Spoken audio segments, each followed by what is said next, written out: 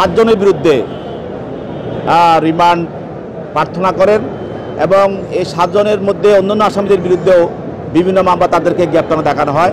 তারপরে পরবর্তীতে বাড্ডা থানায় একটি হত্যা মামলায় 7 জনকে 7 জনের বিরুদ্ধে রিমান্ড প্রার্থনা করা হয়। তার মধ্যে আছেন সাবেক বিতর্কিত বিচারক মানিক, আর আছেন আরেকজন সাংবাদিক গোলাম সারোয়ার পিন্টু, এবং সাবেক অবৈধ মন্ত্রী দীপু মনি, এবং বাণিজ্য উপদেষ্টা সালমান এফ রহমান, এবং সাবেক অবৈধ আইনমন্ত্রী আনিসুল হক এবং কাজী ফয়সাল ইসলাম, এবং সাবেক অবৈধ ঢাকা উত্তর সিটি কর্পোরেশনের মেয়র আতিকুল ইসলাম।